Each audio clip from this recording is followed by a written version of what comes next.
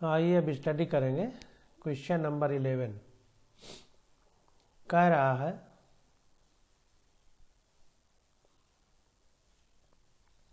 The formation of oxide ion O-2 from oxygen atom required first an exothermic and then an endothermic step as shown below। NCERT में हम यह पीछे पढ़ भी चुके हैं। तो कह रहा है the formation of oxide ion, oxide ion के बनने में, और ऑक्साइड आयन कौन सा बन रहा है O-2। जब ऊपर माइनस या प्लस लग जाता है तो उसको आयन बोलते हैं, माइनस लगता है तो ऋणायन बोलते हैं, प्लस लगता है तो धनायन बोलते हैं। फ्रॉम ऑक्सीजन एटम, ये O-2 ऑक्सीजन एटम से बन रहा है। रिक्वायर्ड फर्स्ट एंड एक्सोथर्मिक, तो पहला स्टेप जो है ये कह रहा है एक्सोथर्मिक है। एक्सोथर्मिक का मतलब ऊष्मा छेपी, ऊष्मा छेपी का मतलब ऊष्मा बाहर निकलेगी। एंड देन एन एंडोथर्मिक, और दोबारा में क्या है ऊष्मा का अवशोषण होगा। एंडोथर्मिक का मतलब ऊष्मा शोषी। तो स्टेप है सोन बिलो, ये स्टेप दिए गए हैं। तो देखिए ऑक्सीजन है, ऑक्सीजन में पहले इलेक्ट्रॉन जुड़ रहा है तो ये O- बन रहा है, और डेल्टा FH0 का मतलब heat of formation of oxygen -1 ion. तो कह रहा है कि ये जो रिएक्शन है ये एक्सोथर्मिक है, मतलब इसमें ऊष्मा निकल रही है। अगर निगेटिव में दिया हो तो ऊष्मा निकलती है, तो -141 किलो जूल प्रति मोल इतनी ऊष्मा निकल रही है। अब जब O- में फिर इलेक्ट्रॉन जोड़ते हैं तो O-2 आयन बनता है। ये रिएक्शन हमारी एंडोथर्मिक है, यानी यहाँ पर देखिए प्लस लगा है तो इसका मतलब 780 किलो जूल प्रति मोल इतनी ऊर्जा जो है हमको देनी पड़ रही है। इसमें निकलती है, देखिए जब O- बनता है दोबारा देनी पड़ती है। उसका कारण ये है कि इसमें पहले ही O- है, अब दूसरा इलेक्ट्रॉन लाएंगे तो इलेक्ट्रॉन के बीच जो है प्रतिकर्षण बल लगेगा, तो दूसरा इलेक्ट्रॉन इसमें नहीं जा सकता। तो इसकी पहले कुछ ऊष्मा निकालनी पड़ेगी और इसको कम ऊष्मा वाला बनाना पड़ेगा, तभी इलेक्ट्रॉन जा सकता है। तो ऊष्मा अवशोषित की जाती है, इसीलिए ये एंडोथर्मिक प्रोसेस है। यहाँ पर देखिए प्लस लगा है, मतलब ऊष्मा अवशोषित की गई। तो अब कह रहा है 10 process of formation of O-2 is in gas phase is unfavourable. तो कह रहा है इस प्रकार से जो O-2 गैस बन रही है, यह जो है अवस्था इन गैस फेज, तो गैसीय अवस्था में यह अनफेवरेबल है, मतलब अनुकूल नहीं है, प्रतिकूल है। इवन दो O-2 is iso electronic with neon, जबकि हम ये देख रहे हैं कि O-2 इलेक्ट्रॉनिक नियान के आइसो इलेक्ट्रॉनिक है, यानी सम इलेक्ट्रॉनिक है। मतलब नियान का जो बाहरी कक्षा का विन्यास है उसमें 8 इलेक्ट्रॉन है, यानी पूर्ण भरा हुआ है, इसलिए स्थायी है। अक्रिय गैस है, मतलब किसी से क्रिया नहीं करती, क्योंकि बाहरी कक्षा में अष्टक कंप्लीट है। तो वही कह रहा है कि इसमें भी चूंकि वो में 6 इलेक्ट्रॉन होते हैं और 2 बाहर से आ गए तो 10 हो गए, तो ये भी नियान की तरह है, परंतु ये अस्थायी क्यों है और ये स्थायी क्यों है। It is due to the fact that, इसका कारण क्या है। तो देखिए नीचे 4 ऑप्शन दिए गए हैं, तो इनमें बोल रहा है कि इनमें से कौन सा ऑप्शन सही है। तो इसको देखते हैं। तो 11 का डी ऑप्शन हमारा करेक्ट है। Electron repulsion outweighs the stability gained by achieving noble gas configuration. तो कह रहा है इलेक्ट्रॉन रिपल्सन आउटवेज, तो इसका कारण ये है कि इलेक्ट्रॉन रिपल्सन यानी इलेक्ट्रॉनों का प्रतिकर्षण, आउटवेज मतलब बाहर की ओर, the stability gained by achieving noble gas configuration. तो ये स्टेबिलिटी देता है हमको उस कारण से कि नोबल गैस का कॉन्फ़िगरेशन अचीव कर ले ऑक्सीजन। तो ये ऑप्शन हमारा सही है। हमने अभी बताया भी था कि इलेक्ट्रॉन प्रतिकर्षण है, तो दूसरा इलेक्ट्रॉन नहीं जा रहा, इसके लिए उसका पहले अवशोषित करके ऊर्जा कम की जाएगी, तब दूसरा इलेक्ट्रॉन डाला जाएगा। तो वही चीज़ ये लिख रहा है कि इलेक्ट्रॉन रिपल्सन आउटवेज, मतलब इलेक्ट्रॉन का प्रतिकर्षण बाहर की ओर, the stability gained by achieving noble gas configuration. तो ये स्टेबिलिटी प्राप्त करता है जो कि नोबल गैस कॉन्फ़िगरेशन में होता है, यानी अक्रिय गैसों में होता है। तो 11 का डी ऑप्शन हमारा करेक्ट है। ये देखिए 11 का डी ऑप्शन करेक्ट है। अब 12 नंबर क्वेश्चन देखते हैं। कह रहा है which of the following order of ionic radii is correctly represented. तो इनमें से कौन सा आयनिक त्रिज्या है जो सही तरीके से लिखी गई है। तो यहाँ पर देखिए डी वाले में ये चिन्ह अगर इस तरह का होता है, इस तरीके से इधर, क्योंकि जिसमें जितना निगेटिव चार्ज होगा इसका मतलब उसमें इलेक्ट्रॉन ज़्यादा है, तो नाभिक का आकर्षण कम होगा, तो उसकी त्रिज्या, नाभिक के प्रोटॉन जो है उनका इलेक्ट्रॉन में आकर्षण कम होगा, इसलिए उसकी त्रिज्या बढ़ेगी। तो जितना ज़्यादा निगेटिव चार्ज होगा किसी आयन में उतना ज़्यादा त्रिज्या ज़्यादा होगी, और जितना कम होगा उतना कम होगी। और इसी का उल्टा, जितना धन चार्ज ज़्यादा होगा उतनी त्रिज्या कम होगी। ऋण चार्ज जितना ज़्यादा होगा त्रिज्या ज़्यादा होगी, धन चार्ज जितना ज़्यादा होगा उसकी त्रिज्या कम होगी, क्योंकि इलेक्ट्रॉन उससे निकल गए हैं। तो जो कम इलेक्ट्रॉन बचे हैं उनको नाभिक का प्रोटॉन या नाभिक का आवेश अपनी ओर आसानी से आकर्षित करेगा, तो आयनिक त्रिज्या घट जाएगी। तो इसलिए यहाँ पर देखिए गलत दे दिया है, इसकी त्रिज्या ज़्यादा होना चाहिए, चिन्ह इधर को होता तो डी ऑप्शन सही हो जाता, इसलिए इसमें कोई ऑप्शन सही नहीं है। अब इसमें देखिए अगर ये इधर होता तो सही हो जाता, इसमें अगर देखें तो इधर को चिन्ह होता तो सही हो जाता, इसमें अगर देखें तो ये इधर होता, ये इधर होता तो सही हो जाता, इसलिए इनमें से कोई ऑप्शन सही नहीं है। ये डी वाले में अगर इधर होता ऐसे तो सही हो जाता। तो यहाँ पर देखिए नन ऑप्शन दिया है। Cation loss electron and are smaller in size. जो कैटायन यानी धनायन है वो इलेक्ट्रॉन खो देते हैं, इसलिए उनका साइज कम हो जाता है। तो पेरेंट एटम, जो माता पिता एटम है, पेरेंट मतलब उनके पूर्वज एटम है, उनके तुलना में कैटायन का आकार कम होता है। इसी प्रकार whereas anion add electron and are larger in size than the parent atom. इसी प्रकार जो एनायन यानी ऋणायन है वो इलेक्ट्रॉन गेन करते हैं यानी प्राप्त करते हैं, इसलिए उनका साइज लार्जर होता है अपने पेरेंट एटम से। पेरेंट मतलब माता पिता वाले एटम से यानी पूर्व वाले एटम से। Hence the order is H minus. देखिए यहाँ नहीं, एक इलेक्ट्रॉन आया है इसलिए इसका साइज सबसे ज़्यादा होगा, फिर इससे कम उदासीन वाले का और सबसे कम धन वाले का, क्योंकि इससे इलेक्ट्रॉन निकला है। ये देखिए चीज़ें सिर्फ आइसो इलेक्ट्रॉनिक जो होगा उसमें ज़्यादातर लागू होती हैं। फॉर आइसो इलेक्ट्रॉनिक स्पीसीज, देखिए नीचे लिख भी रहा है कि for some ionic species the ionic radii decreases with increase in atomic number. Ionic त्रिज्या जो होती है वो परमाणु क्रमांक बढ़ने के साथ साथ घटती है। क्यों? क्योंकि परमाणु क्रमांक का मतलब है उसके नाभिक में प्रोटॉनों की संख्या। तो अगर नाभिक में प्रोटॉनों की संख्या बढ़ेगी तो इलेक्ट्रॉन को ज़्यादा अच्छे से खींच पाएगा, तो साइज घट जाएगी। तो परमाणु क्रमांक बढ़ने से एटॉमिक त्रिज्या घटती है, आयनिक त्रिज्या घटती है। That is nuclear charge hence the correct order are.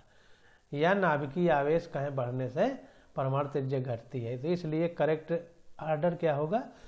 देखिए ओ में सबसे ज़्यादा निगेटिव चार्ज है इसलिए सबसे ज़्यादा त्रिज्या है, एफ में 1 है इसलिए 2 वाले से कम है, और इसमें 1 प्लस का है इसका मतलब सबसे कम है। इसी प्रकार इसमें देखिए सबसे ज़्यादा निगेटिव है इसलिए ये जो है सबसे ज़्यादा त्रिज्या रखता है। इसी प्रकार Mg में पॉजिटिव है देखिए, तो इसका मतलब इससे 2 इलेक्ट्रॉन निकले हैं तो इससे कम त्रिज्या होगी। इसमें देखिए 3 पॉजिटिव, इसका मतलब 3 इलेक्ट्रॉन होंगे तो 2 वाले से भी कम है, क्योंकि इलेक्ट्रॉन निकलेगा तो जो बचेंगे उनको और अच्छे से खींचेगा। प्रश्न संख्या 13 देखते हैं। कह रहा है which one of the following arrangement represent the correct order of last negative to most negative electron gain enthalpy for C, Ca, Al, F and NO। तो कह रहा है कि ये जो अरेंजमेंट दिया गया है, 4 उदाहरण दिए गए हैं हमको 4 विकल्प दिए गए हैं, तो इस अरेंजमेंट में कह रहा है the correct order of least negative to most negative electron gain enthalpy. Electron लब्ध एंथैल्पी का बढ़ता हुआ क्रम कौन सा है, मतलब सबसे पहले वाले में सबसे कम है इलेक्ट्रॉन लब्ध एंथैल्पी, बाद वाले में सबसे ज्यादा है, तो वो ऑर्डर हमको बताना है। तो देखिए 13 का डी ऑप्शन हमारा करेक्ट है। डी वाला सबसे ज्यादा फ्लोरीन की, फिर ऑक्सीजन, फिर कार्बन की, फिर एल की, फिर सी की। तो देखिए 7वें ग्रुप में है, 6वें में है, 4थे में है, 3रे में है और ये दूसरे में है। तो हमने बताया था कि आवर्त में या आवर्त सारणी में बाएं से दाएं तरफ चलने पर इलेक्ट्रॉन लब्ध एंथैल्पी बढ़ती है। तो फ्लोरीन देखिए 7वें में है तो सबसे ज्यादा इसकी है, ऑक्सीजन 6वें में है तो सबसे कम फ्लोरीन से कम इसकी है, ये 4थे में है तो ऑक्सीजन से कम इसकी है, ये 3रे में है तो कार्बन से कम इसकी है, ये दूसरे में है तो एल्युमिनियम से कम कैल्शियम की है। तो डी वाला ऑप्शन हमारा करेक्ट हो जाएगा। अब प्रश्न संख्या 14 देखते हैं। कह रहा है in which of the following arrangements the given sequence is not strictly according to the property indicated against it. तो कह रहा है ये 4 जो विकल्प दिए गए हैं हमको, तो इनमें से जो ये दिया गया है, जैसे इसके बारे में यहाँ दिया गया है, इसके बारे में यहाँ दिया गया है, तो कह रहा है इनमें से कौन सा not strictly according to properties indicated against it. तो कह रहा है कौन सा सही मैच नहीं है, मतलब स्ट्रिक्टली का मतलब कि वचनबद्धता तरीके से कौन नहीं है, मतलब कौन पालन नहीं कर रहा है, ये कहने का। तो 14 का बी ऑप्शन हमारा करेक्ट है। कह रहा है acidic strength of hydride increased with increasing in molecular mass. तो जो हमारा अम्लीय जो क्षमता है, एसिडिक स्ट्रेंथ मतलब अम्लीय क्षमता हाइड्राइड की, वो मॉलिक्यूलर मास यानी अणु भार बढ़ने के साथ साथ बढ़ती है। तो ये ऑर्डर नीचे लिखा गया है कि दस order of acidic strength is, इसको बहुत इंपॉर्टेंट है, इसको अंडरलाइन कर लीजिए कि जो एसिडिक स्ट्रेंथ है वो मॉलिक्यूलर मास बढ़ने के साथ बढ़ती है। तो the order of acidic strength is HF, HCl, HBr, HI। Hydride का मतलब हाइड्रोजन से मिलकर बना हुआ यौगिक। तो देखिए सब में हाइड्रोजन है, तो इसकी आयोडीन सबसे नीचे है, 7वें ग्रुप में सब नीचे है HFCl, Br, I। तो I सबसे नीचे है। पीरियाडिक टेबल निकाल करके आप लोग देख लिया करिए। ये देखिए FCl, Br, I सबसे नीचे है ना, तो इसलिए इसका परमाणु भार भी देखिए, सब अणु भार परमाणु भार सबसे ज्यादा है। I का 53 है, Br का 35 है, Cl का 17 है, F का 9 है। परमाणु क्रमांक ज्यादा है तो इनका परमाणु, क्योंकि परमाणु क्रमांक पर आधारित ये हमारी पीरियाडिक टेबल है, तो इसलिए परमाणु भार भी इसका ज्यादा होगा। तो H और I एक यौगिक हो गया, तो अब अणु बन गया, तो अणु भार की बात यहाँ की गई। तो अणु भार इसका ज्यादा है, इसलिए इसकी एसिडिक स्ट्रेंथ यानी अम्लीय क्षमता ज्यादा है। इसी प्रकार यहाँ देखिए ये 6वां ग्रुप है OSCTE, इसको देख लेते हैं। ये देखिए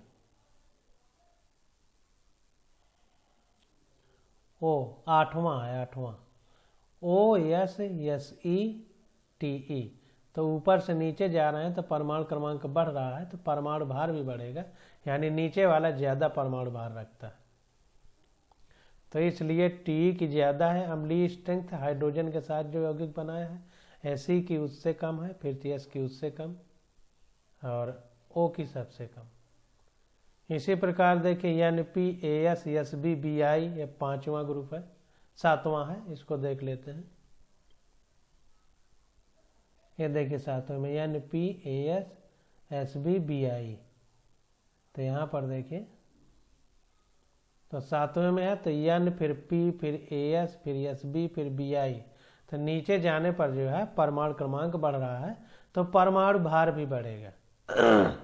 तो जब ये यौगिक बनाएगा तो अणु भार बढ़ा होगा, तो इसका ज़्यादा होगा SB वाले का, AS का उससे कम, P का उससे कम, N का सबसे कम। तो ये हमारा सातवां, ये छठवां, ये सातवां, इस हिसाब से ग्रुप में 17वां है, 17वां फिर 16वां फिर 15वां, इतने ग्रुप का दिया गया है। तो ये अणुभार के हिसाब से हमने हाइड्राइड आयन की या हाइड्राइड की जो है एसिडिक स्ट्रेंथ बता दी। And as acidic strength increases pKa decreases, और जब एसिडिक स्ट्रेंथ इंक्रीज करेगी तो pKa एसिडिक स्ट्रेंथ का उल्टा होता है। Ka एसिडिक स्ट्रेंथ का सीधा होता है और pKa एसिडिक स्ट्रेंथ का उल्टा होता है, इसको ध्यान दीजिए। तो एसिडिक स्ट्रेंथ बढ़ेगी तो pKa घटेगा। 10 ऑर्डर ऑफ pKa, तो ऑर्डर pKa का वही उल्टा हो जाएगा। तो देखिए O की एसिडिक स्ट्रेंथ, अब यहाँ पर जो है यहाँ पर सबसे कम थी एसिडिक स्ट्रेंथ H2O की, तो pKa सबसे ज़्यादा होगा H2O का, तो इसी का उल्टा हो जाएगा। अब Ka और pKa क्या है इसके बारे में हम आगे जब चैप्टर आएगा तो उसमें स्टडी करेंगे। तो 14 का बी ऑप्शन हमारा करेक्ट हो जाएगा। 14 का बी वाला ऑप्शन हमारा करेक्ट हो जाएगा, क्योंकि हमसे यहाँ पर देखिए गलत पूछा गया है, नॉट स्ट्रिक्टली गलत पूछा गया है। तो ये pKa के लिए ये चिन्ह ऐसे ऐसे होना चाहिए था, pKa के लिए ऐसे ऐसे, जबकि ये ऐसे ऐसे है, तो यही गलत हो जाएगा। बाकी सब सही है, हमने देख लिया आंसर में। अब 15 नंबर क्वेश्चन में क्या कह रहा है, 15 नंबर क्वेश्चन में कह रहा है आइडेंटिफाई द रॉन्ग स्टेटमेंट। फिर ध्यान दीजिए, रॉन्ग का मतलब गलत, इन द फॉलोइंग, इनमें से कौन सा गलत है वो हमको बताना है।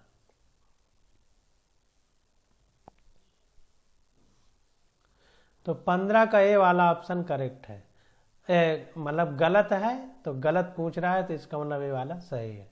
As positive charge on the cation increases, effective nuclear charge increases, the atomic size decreases. पीछे भी हम बता चुके हैं कि जो धनायन बनेगा, कैटायन का मतलब धनायन बनेगा, उसमें पॉजिटिव चार्ज होगा। तो पॉजिटिव का मतलब कि इलेक्ट्रॉन उससे निकल गए हैं, जब इलेक्ट्रॉन निकल गए हैं तो इलेक्ट्रॉन अब कम बचेंगे, तो जो नाभिक का प्रभावी नाभिकीय चार्ज होगा वो कम इलेक्ट्रॉन है तो ज्यादा अपनी ओर आकर्षित करेगा, तो परमाणु का साइज घट जाएगा।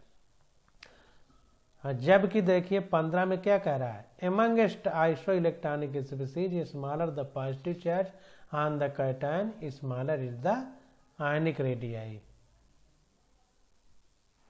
कह रहा है जो हमारा सम इलेक्ट्रॉनिक स्पीसीज है या तत्व है, तो कह रहा है स्मॉलर द पॉजिटिव चार्ज, जिसमें पॉजिटिव चार्ज कम होगा उस धनायन का smaller is the ionic radii, उसका आयनिक त्रिज्या कम होगी, जबकि ये गलत है।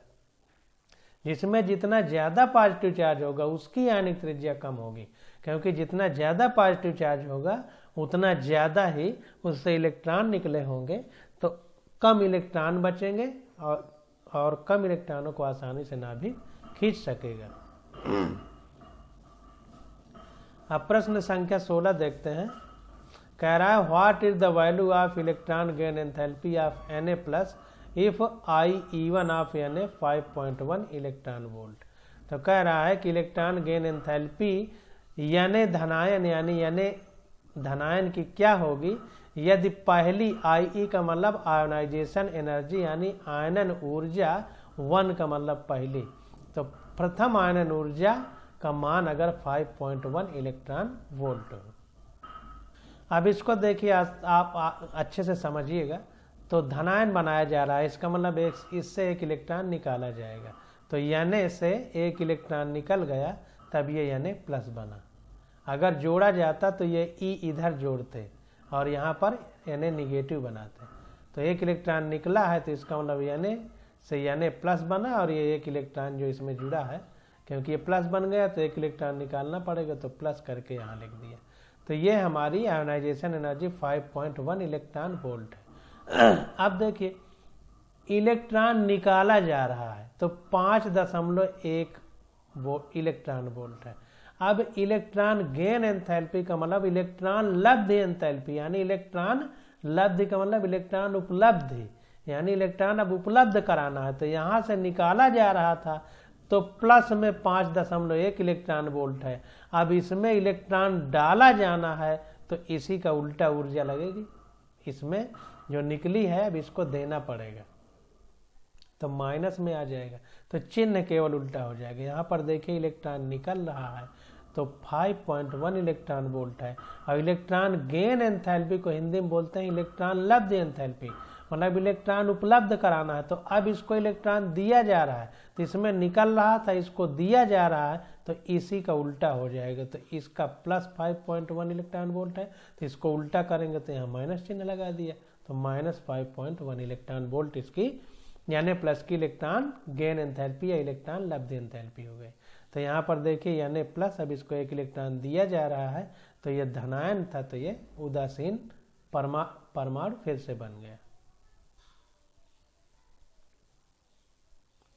17 नंबर क्वेश्चन देखते हैं। कह रहा है which of the following oxide is amphoteric, इनमें से जितने भी ऑक्साइड का मतलब ऑक्सीजन के साथ बना हुआ यौगिक, तो ऑक्साइड जो है इनमें से कौन सा एम्फोटेरिक का मतलब उभय धर्मी है, यानी अम्लीय और क्षारीय दोनों गुण दर्शाता है। तो हमने बताया था कि जो 5 को बीच में मान लीजिए तो 5 के बाद जो चलेंगे, देखिए इसमें बता देते हैं कि मान लीजिए ये यहाँ पर है, जैसे ये 5 है तो इसके इधर एसिडिक अम्लीय और इसके इधर क्षारीय, और जो इसी के एकदम पास वाले होंगे वो न्यूट्रल होंगे उदासीन, और जो थोड़ा अगल बगल वाले होंगे वो उभय धर्मी होंगे यानी एम्फोटेरिक होंगे। देखिए अभी पता चल जाएगा।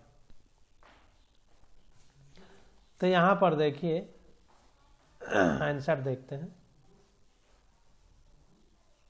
तो 17 नंबर देखिए SNO react with acid as well as base. जो SNO है ये हमारा अम्ल और क्षार यानी एसिड और बेस दोनों से क्रिया करता है। एसिड माने अम्ल, बेस माने क्षार। सो SNO is an amphoteric oxide, इसलिए SNO को एम्फोटेरिक यानी उभयधर्मी ऑक्साइड कहेंगे। तो यहाँ पर देखिए इसकी क्रिया भी करके दिखाया। HCl हमारा एसिड है यानी OH हमारा बेस है। तो Cl देखिए हाइड्रोजन फैमिली में है तो अक्रिय गैसों के बगल में है तो इसलिए ये एसिडिक है। और NaOH यानी देखिए पहले ग्रुप में है, हालिना के रब कब्र से फरार, तो यानी पहले ग्रुप में, इसलिए इसका ऑक्साइड क्षारीय है। तो देखिए ये क्षार से भी क्रिया कर रहा है और एसिड से भी क्रिया कर रहा है। एसिड से क्रिया करके SnCl2 + 2H2O बनाता है और बेस से क्रिया करके Na2SNO3 + H2O बनाता है। अब CaO is a basic in nature. CaO देखिए Ca दूसरे ग्रुप में है तो बहुत इधर है बाईं तरफ, इसलिए क्षारीय गुण दर्शा रहा है। वाइल SiO2 एंड CO2, अब देखिए SiO2 जो है ये इधर है दाईं तरफ, तो इसलिए CO2 भी दाईं तरफ है, इसलिए दोनों एसिडिक नेचर दिखाते हैं। तो इसको ध्यान देना। देखिए C 6वें में है और Si भी 6वें में ही है यहाँ पर, तो इसलिए ये अम्लीय है और इसके इधर जो होगा वो क्षारीय होगा। तो देखिए यानी यहाँ पर है तो क्षारीय है और Cl यहाँ था इसलिए यह Cl अम्लीय था। तो इस तरीके से हम लोग समझ लेंगे। अब SNO देखिए, SNO2 जो था तो SN यहाँ पर आता है, देखिए SN यहाँ, तो ऊपर होता तो अम्लीय हो जाता, लेकिन यहाँ पर है चूंकि नीचे भी नहीं है ऊपर भी नहीं है, बीच में है। तो बीच में है तो इलेक्ट्रॉन निकाल भी सकता है, इलेक्ट्रॉन ले भी सकता है, यानी अम्ल के साथ भी क्रिया कर सकता है और क्षार के साथ भी क्रिया कर सकता है। ये आपको अपने दिमाग से समझना पड़ेगा तो इसीलिए SnO2 जो है हमारा अम्लीय और क्षारीय दोनों से क्रिया करता है, यानी ये एम्फोटेरिक यानी उभयधर्मी है। तो 17 का ये ऑप्शन हमारा करेक्ट हो जाएगा।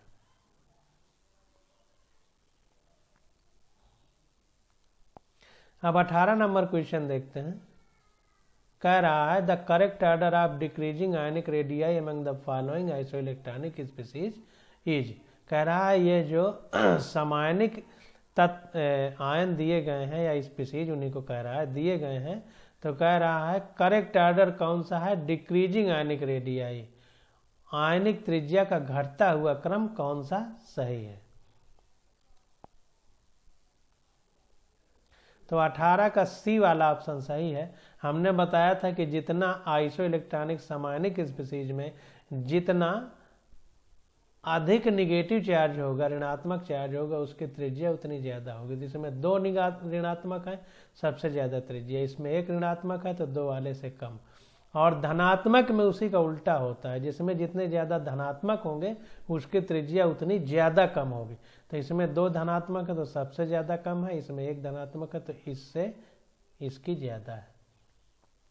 और अगर हम देखें कि क्यों ऐसा होता है, तो जिसका प्रभावी नाभिकीय चार्ज जितना कम होगा उसकी त्रिज्या उतनी ज्यादा होगी, ये थ्योरी के हिसाब से। तो among iso electronic species, iso electronic यानी समायनिक स्पीसीज में ionic radii increases with increase in negative charge. Negative charge बढ़ने के साथ साथ आयनिक त्रिज्या बढ़ती है। This happens because effective nuclear charge decreases. ऐसा इसलिए होता है क्योंकि इफेक्टिव नाभिकीय चार्ज, प्रभावी नाभिकीय चार्ज घटता है। Similarly ionic radii decreases with increasing in positive charge as Z effective increases. इसी प्रकार से जो पॉजिटिव चार्ज है उसमें आयनिक त्रिज्या घटती है क्योंकि effective nuclear charge with increase in positive charge, अगर पॉजिटिव चार्ज इंक्रीज करेगा क्योंकि इफेक्टिव न्यूक्लियर चार्ज इंक्रीज करता है। कुल मिला के हमें यह ध्यान देना है कि निगेटिव चार्ज जितना ज्यादा होगा त्रिज्या उतनी ज्यादा होगी, पॉजिटिव चार्ज जितना ज्यादा होगा त्रिज्या उतनी कम होगी। अगर ये आप ध्यान रखेंगे तो कभी क्वेश्चन गलत नहीं होगा। प्रश्न संख्या 19 देखते हैं। कह रहा है which of the following represents the correct order of increasing electron gain enthalpy with negative sign for the element OS, F and Cl। तो इलेक्ट्रॉन लब्ध एंथैल्पी के बढ़ने का क्रम कौन सा सही है। दोबारा फिर से देखिए यही क्वेश्चन हमसे पूछा गया है, तो यहां पर देखते हैं। तो 19 का हमारा बी वाला ऑप्शन करेक्ट है। आप देखिए बी वाले ऑप्शन में हमने बताया था कि फ्लोरीन और क्लोरीन में क्लोरीन की सबसे ज्यादा इलेक्ट्रोनिगेटिविटी है, तो क्लोरीन की सबसे ज्यादा हो गई, फिर फ्लोरीन की, फिर जो है यस की, फिर ओ की।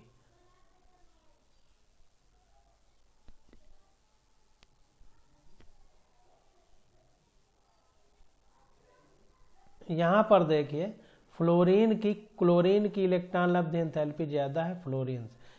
बाईं से दाईं तरफ जाने पर इलेक्ट्रॉन लब्ध एंथैल्पी बढ़ती है, पीछे पड़ चुके हैं। तो इधर जो जितना ज्यादा इधर होगा उसकी ज्यादा होगी। तो देखिए क्लोरीन की सबसे ज्यादा है, फिर फ्लोरीन की, फिर ऑक्सीजन की, फिर सबसे ज्यादा क्लोरीन की। इस वाले ग्रुप में की ज्यादा होगी, इसको ध्यान देना है। ये वाली लाइन की ज्यादा होगी, इसको ध्यान देना है।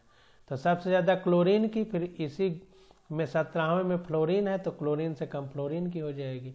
फिर सबसे ज्यादा सल्फर की, फिर सल्फर वाले ग्रुप में ही ऑक्सीजन है लेकिन उससे ऊपर है तो सल्फर से कम ऑक्सीजन की। तो सबसे ज्यादा क्लोरीन की, फिर फ्लोरीन की, फिर सल्फर की, फिर ऑक्सीजन की।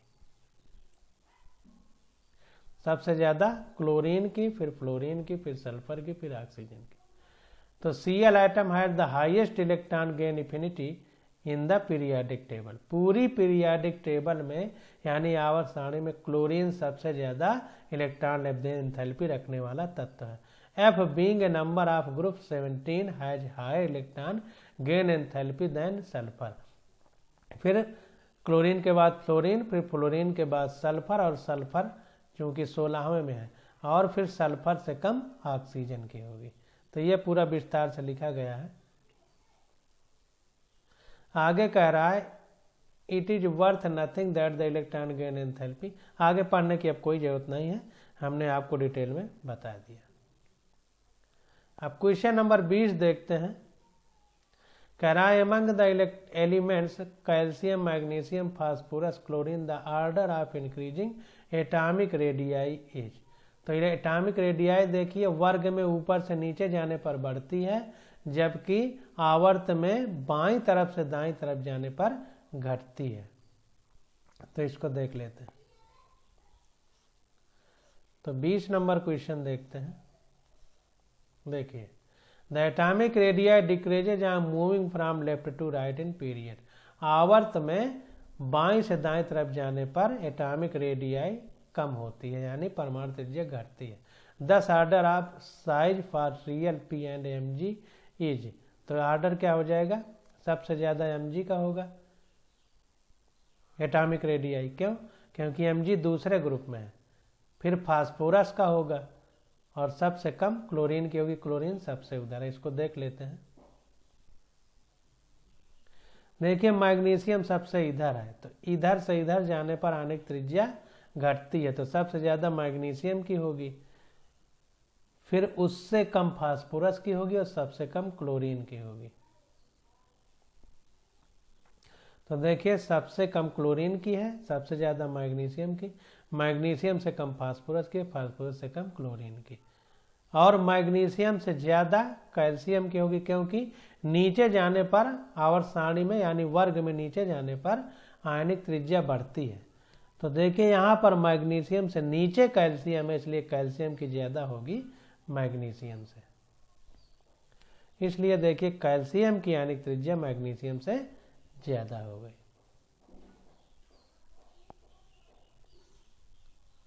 अब प्रश्न संख्या 21 आ जाती है। इसका अध्ययन हम लोग अगले लेक्चर में करेंगे।